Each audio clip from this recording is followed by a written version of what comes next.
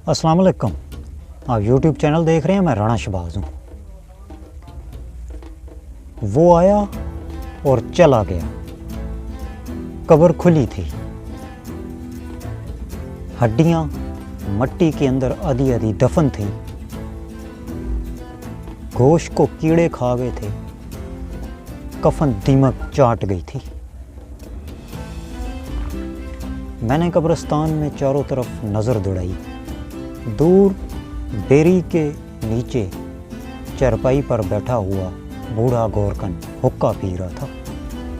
मैं चलते चलते उसके पास गया और जाके कब्र की खस्ता हाली का शिकवा किया। उसने कहा, कब्र की सीलें टूट गई हैं, हम मट्टी डालते रहते हैं, बारिश होती है, लेकिन कब्र दोबारा खुल जाती है, मट्टी बह जाती है। मैंने उससे कहा कि तुम नई सीलें क्यों नहीं डालते? उसने कहा, सीलें मोल मिलती हैं, मैं गरीब आदमी हूँ, मैं कहाँ से ख़रीद के लाऊं? मैंने उससे कहा, सीलें कितने की हैं? उसने कहा कि मैं नई सीलें लाकर डालने, कब्र की मरम्मत करने और 1 साल तक मट्टी डालने के 1500 रुपये लूँगा। मैंने उससे कहा, इस कब्र के लवाकिन कहाँ हैं? उसने कहा, 30 साल से इस कब्र पर कोई नहीं आया। मैंने उससे पूछा, उससे पहले? तो उसने कहा कि उससे पहले मुझे नहीं पता, मैं 30 साल पहले यहाँ आया था, 30 साल से इस कब्र पर कोई नहीं आया। मैंने उससे पूछा, लवाकिन कहाँ चले गए? उसने गवार औरतों की तरह हवा में हाथ नचाया और कहा, मुझे नहीं पता। मैंने उसे 1500 रुपये थमाए उसके हाथ में और चलते हुए कब्रिस्तान से बाहर आने लगा। तो उसने पूछा, क्या आपकी इस मुर्दे से कोई रिश्तेदारी है? तो मैंने उससे कहा कि हाँ, हर जिंदा शख्स हर मुर्दे का रिश्तेदार है और उसका अजीज़ है। वो बड़ी दूर तक मुझे पीछे से देखता रहा और हैरत ज़दा होता रहा। ये तहरीर सुनाने का आपको मकसद ये है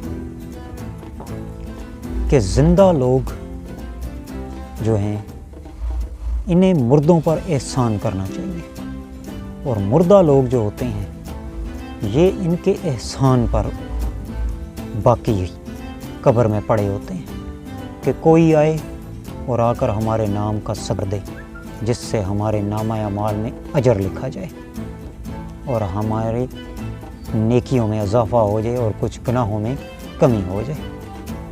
हर मुर्दा हर जिंदा शख्स का एहसानमंद होता है और उसका ज़रूरतमंद होता है। तो हर जिंदा शख्स को चाहिए कि जान पहचान हो या ना हो, वाकफियत हो या ना हो, किसी भी अनजान कब्र वाले की, उसकी नामा अमाल में नेकियों के इजाफ़े के लिए उसके नाम पे, अल्लाह के नाम पर कुछ ना कुछ अदा कर दें, ताकि उसका अजर उसको मिले, ताकि कल को हमारे साथ भी कोई ना कोई ऐसे करेगा और हमें भी उसका फ़ायदा होगा।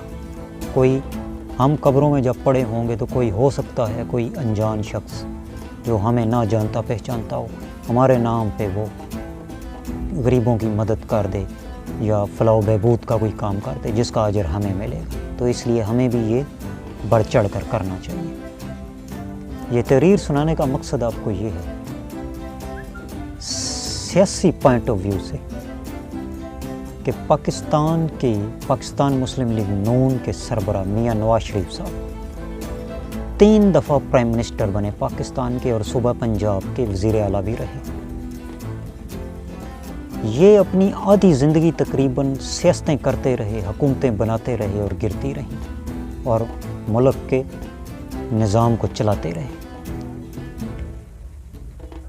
इनसे मियां साहब से कोई इंसान ये सवाल पर्सनली तौर पर पूछे कि मियां साहब, क्या आप दुनिया में यही काम करने के लिए आए थे कि आपकी पूरी ज़िंदगी अव्वल व आखिर सियासत में गुजर रही है, हुकूमतों में गुजर रही है? آج بھی موجودہ وقت میں ان کی پورے پاکستان پر تقریباً حکومت ہے۔ صوبہ پنجاب پر ان کی بیٹی کی حکومت ہے، وفاق پر ان کے بھائی کی حکومت ہے، جو کہ ڈائریکٹ انڈائریکٹ میاں نواز شریف صاحب کی ہی حکومت ہے۔ تو کوئی میاں صاحب سے پوچھے کہ کیا آپ یہ کام کرنے کے لیے دنیا میں آئے تھے؟